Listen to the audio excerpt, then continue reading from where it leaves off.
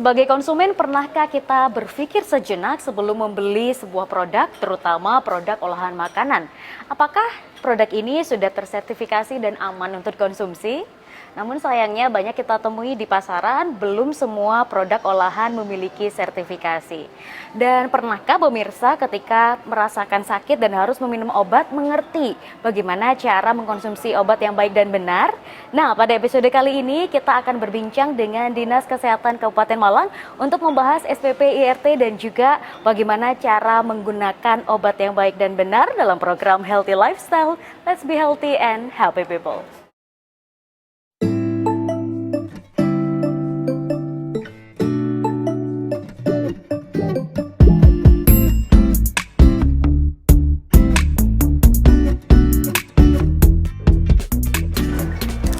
Ya pemirsa, kembali lagi bersama kami dalam program Healthy Lifestyle. Saat ini saya berada di Grand Mercure Premier Hotel Accor Malang.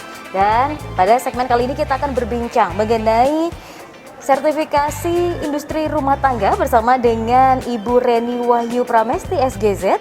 Beliau merupakan staf kefarmasian Dinas Kesehatan Kabupaten Malang. Kita sapa terlebih dahulu. Assalamualaikum Ibu, bagaimana kabarnya hari ini? Waalaikumsalam Mbak Nisa, alhamdulillah baik. Mbak Nisa gimana kabarnya? Alhamdulillah Ibu, baik juga. Bu, berkaitan dengan SPP IRT ini Bu ya, bagaimana sih sebenarnya tujuan dan sasarannya? Apakah semua yang memiliki usaha, utamanya UMKM, wajib memiliki sertifikasi tersebut?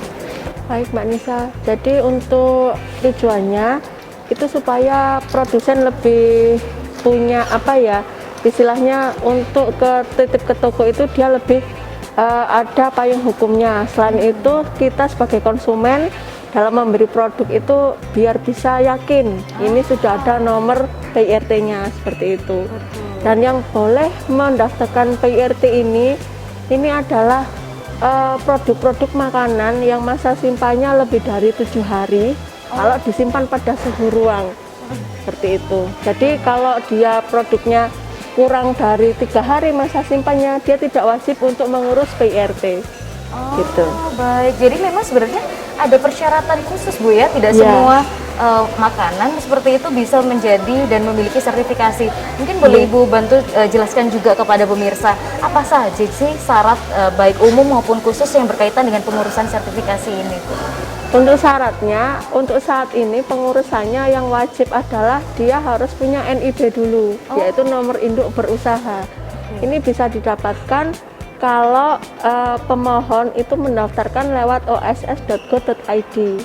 Nah, setelah dari NIB ini bisa lanjut ke sppirt.pom.go.id untuk pemenuhan komitmen untuk mendapatkan nomor PIRT. Jadi sekarang semuanya sudah serba online, jadi tidak perlu lagi membawa berkas manual ke Dinas Kesehatan. Kita sudah bisa istilahnya inputnya lewat dari rumah, lewat HP atau lewat PC atau laptop seperti itu. Jadi tidak usah oyong-oyong bawa berkas ke Kepanjen hanya untuk menyerahkan gitu aja. Baik, berarti memang dengan adanya digitalisasi ini memudahkan masyarakat Bu ya, untuk bisa langsung aja bikin dari rumah. Nah ini yang mungkin bikin pemirsa penasaran, caranya gimana ya Bu? Soalnya mungkin ada beberapa masyarakat yang juga bingung kira-kira persyaratannya apa saja yang diperlukan sebelum akhirnya bisa digunakan secara online.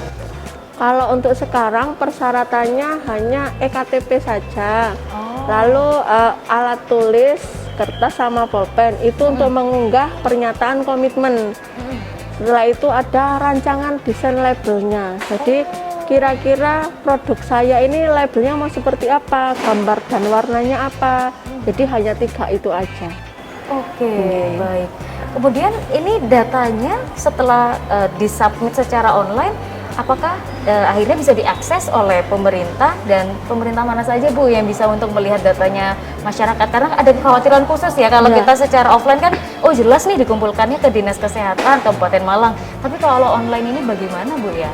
Jadi data ini bisa diakses oleh DPMPTSP, Dinas Penanaman Modal dan Pelayanan Terpadu Satu Pintu, dan Dinas Kesehatan. Jadi data yang sudah pemohon masukkan akan bisa kami akses di web tadi. Kalau di DPMPTSP dia melalui OSS tadi, dan kalau di Dinas Kesehatan melalui sppirt.pom.go.id.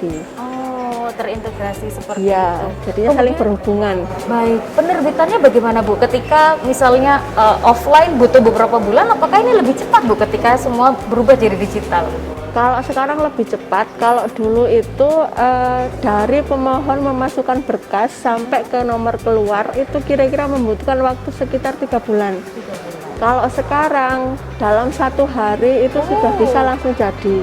Tapi kalau dulu kan penyuluhan dilakukan di awal, survei lokasi, nomor baru keluar. Kalau sekarang dibalik, nomornya keluar dulu. Nah, penyuluhan dan survei lokasi itu akan masuk di pemenuhan komitmen.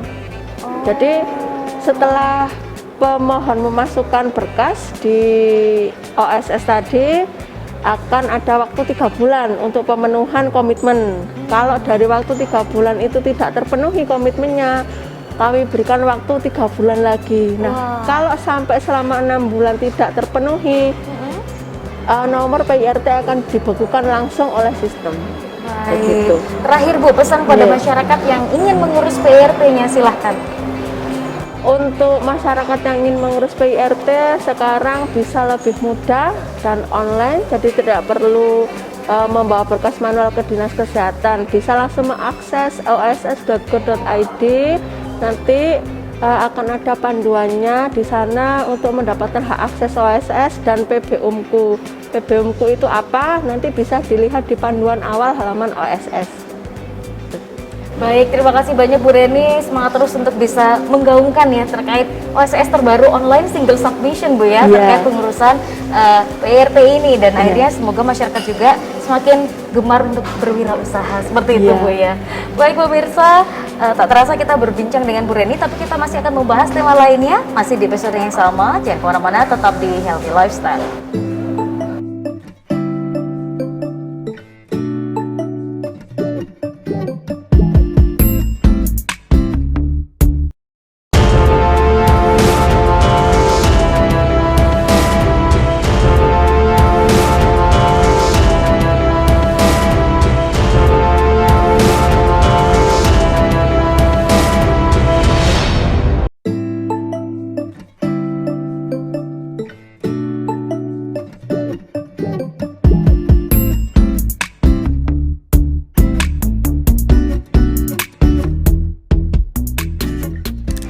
Ya pemirsa, kembali lagi bersama kami dalam program Healthy Lifestyle. Pada segmen kali ini kita akan berbincang mengenai gerakan masyarakat cerdas menggunakan obat bersama dengan Bapak Apoteker Randi Kurniawan SPAM.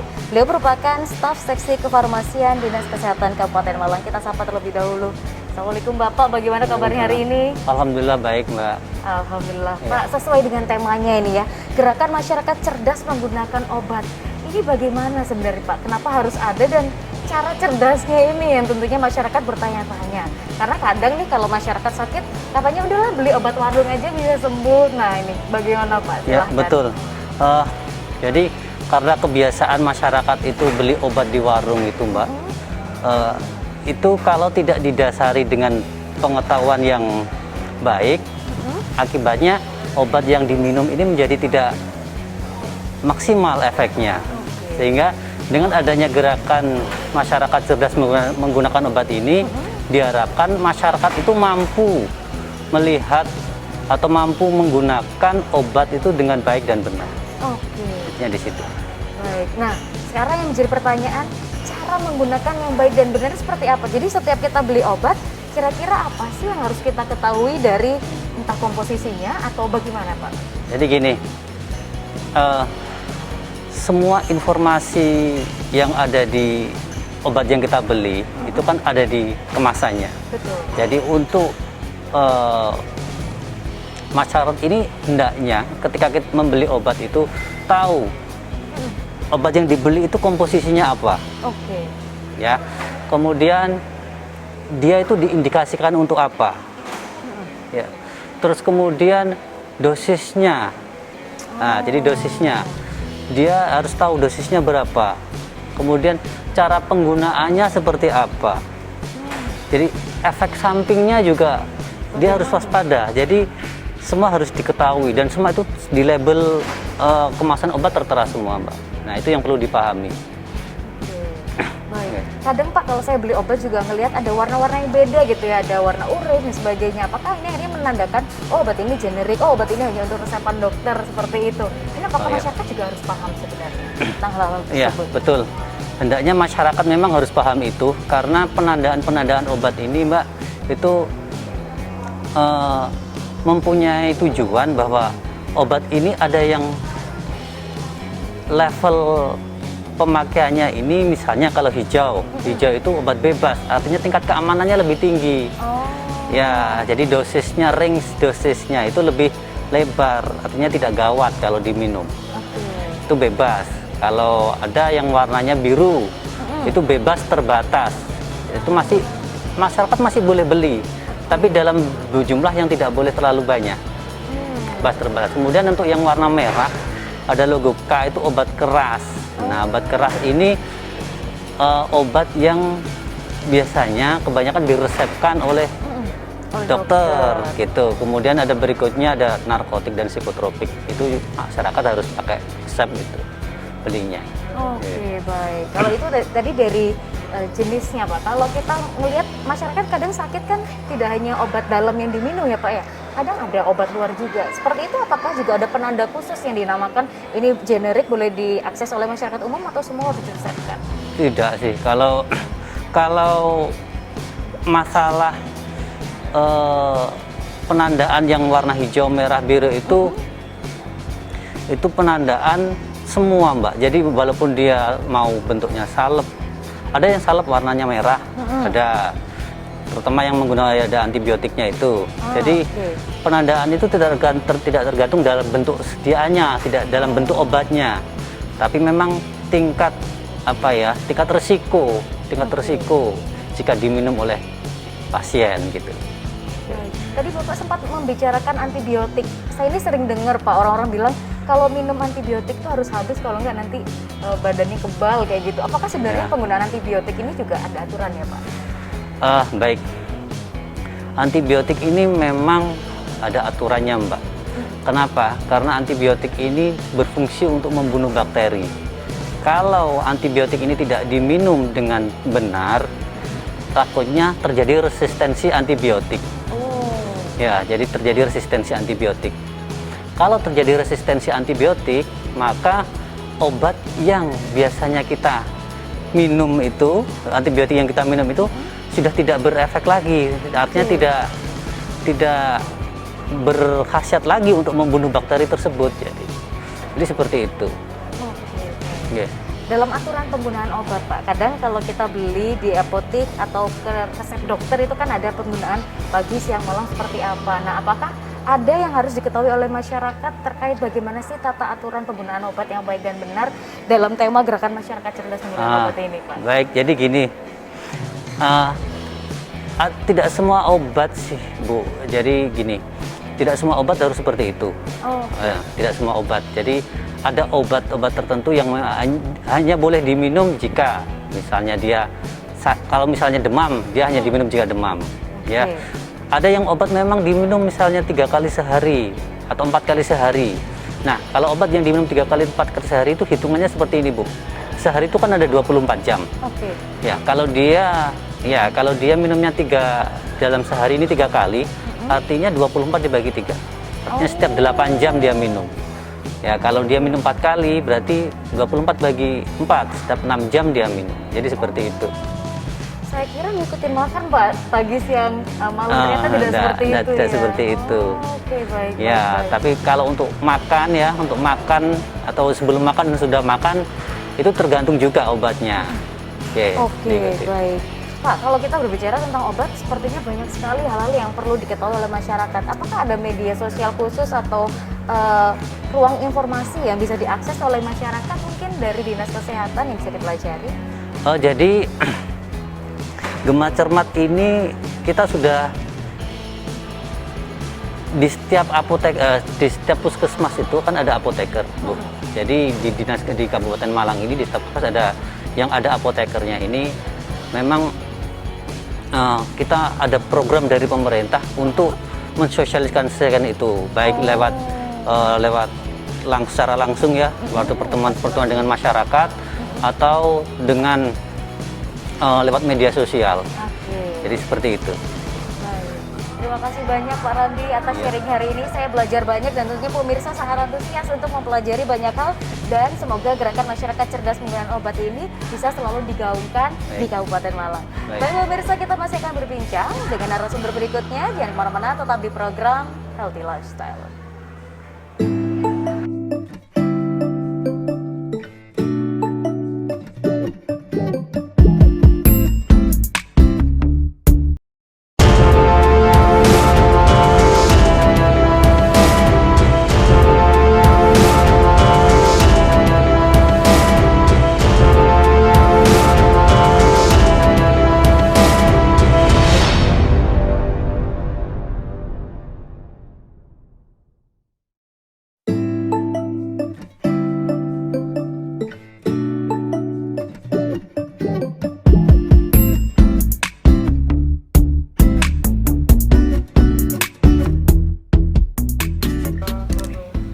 Ya pemirsa, kembali lagi bersama kami dalam program Healthy Lifestyle. Masih berbincang terkait sertifikasi produk pangan industri rumah tangga.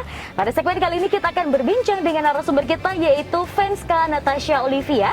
Ia merupakan Wakil 2 Roro Kabupaten Malang tahun 2018 dan juga Wakil 1 Raki Jawa Timur. Kita sapa terlebih dahulu. Fenska, gimana kabarnya hari ini? Halo Mbak, Alhamdulillah baik, luar biasa. Wah, luar biasa. Nah, sesuai dengan topik kita pada episode kali ini terkait sertifikasi produksi pangan industri rumah tangga. Betul. Ini biasanya untuk UMKM seperti itu. Fenska sendiri biasanya nih, apakah punya sentimen khusus ketika misalnya berbelanja produk-produk UMKM untuk memilih, aku maunya yang PRT aja deh, kalau enggak kayaknya kurang terpercaya. Silakan, gimana Fenska? Pastinya ketika saya dikasih pilihan begitu ya Mbak, antara produk yang sudah PIRT dan yang belum, yang pasti saya akan memilih yang PIRT. Karena juga pastinya sudah tersertifikasi tentang kebersihannya, keamanannya. Jadi membuat rasa percaya konsumen itu semakin meningkat ketika produk tersebut sudah tersertifikasi PIRT. Oke, mungkin boleh sharing pengalamannya, kira-kira produk pangan apa nih yang pernah dibeli yang benar-benar ada tulisan PIRT-nya?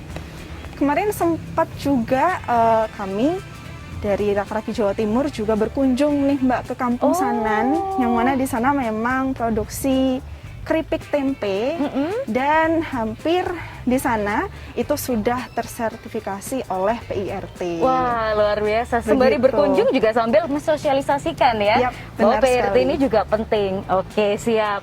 Nah, tadi sempat disinggung juga oleh Fenska bahwa ketika produk UMKM ini punya label PIRT meningkatkan trust. Kira-kira kenapa ya? Dan kemudian apakah akhirnya setelah ada PIRT ini meningkatkan nilai jual dibandingkan kalau cuma sekedar ya udahlah kemasan plastik gitu? Pastinya juga ini akan menjadi sebuah trust kepada konsumen begitu ya Mbak, karena memang apalagi di saat pandemi seperti ini, itu pasti konsumen memilih untuk produk yang lebih sehat, lebih aman, dan juga lebih bersih.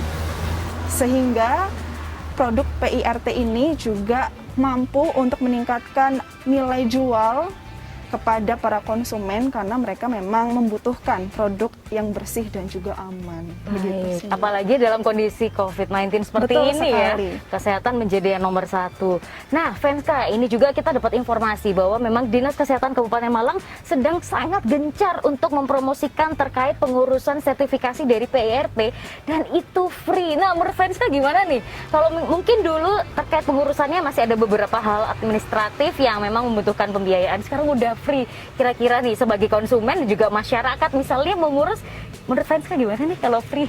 Nah, pastinya kalau udah free gini ya Mbak, apalagi di tengah pandemi ini, masyarakat dituntut untuk lebih kreatif, sehingga juga banyak UMKM rumahan yang bermunculan begitu ya Mbak, terutama dalam bidang kuliner, sehingga mereka harus lebih termotivasi untuk dapat mendapatkan sertifikat PIRT ini dalam produk mereka, apalagi free. Jadi nggak ada alasan lagi gitu ya Mbak untuk para UMKM rumahan ini untuk dapat mendapatkan sertifikasi PIRT ini. Betul, karena kita lihat juga selama pandemi banyak usaha-usaha kecil akhirnya Benar. tutup gitu ya. Kita ikutan sedih. Nah, ini upaya pemerintah khususnya Kabupaten Malang menggencarkan upaya ini agar masyarakat yang sampai tadi disampaikan oleh Venska lebih kreatif, akhirnya muncul usaha-usaha baru. Betul. Wah, mantap. Nah, kemudian Venska, selain adanya penerbitan dari sertifikasi itu, sebelumnya ada penyuluhan katanya biar masyarakat juga paham. Menurut Venska, apakah penting ya untuk dikasih penyuluhan dulu baru dikasih sertifikat, atau ya sudahlah langsung sertifikat aja gitu? Yes, yang pasti penyuluhan atau sosialisasi itu penting banget Mbak, terutama untuk menjangkau masyarakat-masyarakat yang mungkin susah untuk dijangkau.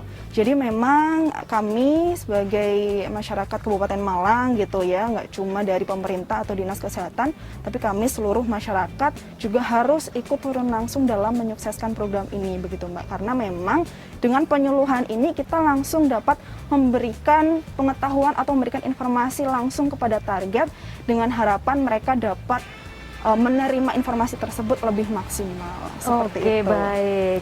Wah, ini tadi sempat disinggung juga bahwa sebenarnya bukan cuma PR pemerintah untuk mensosialisasikan ini. Benar. Khususnya Venska juga sebagai salah satu duta wisata juga yang mengambil peran. Nah, kira-kira Venska di sini mengambil perannya seperti apa? Lewat sosial media kah? Atau mungkin ada turun langsung ke lapangan? Silakan.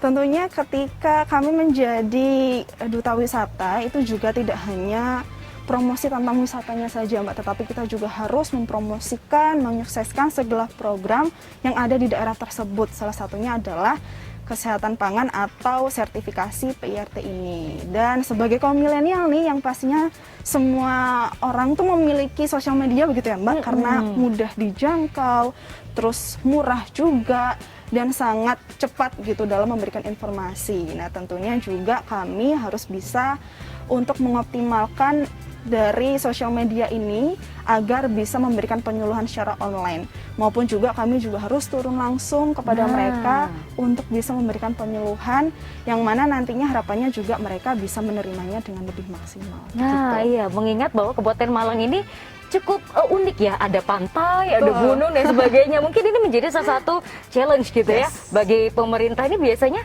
Apakah juga akhirnya teman-teman duta wisata turun benar-benar ke pantai, ke gunung seperti itu? Benar, karena juga bersyukur sekali kami sebagai duta wisata Kabupaten Malang ya Mbak khususnya, ini kami memang seringkali diajak untuk turun langsung lapangan bersama pemerintah terkait dalam menyukseskan program-program mereka. Gitu. Oke, luar biasa. Terakhir pesan singkat untuk masyarakat terkait PRT ini?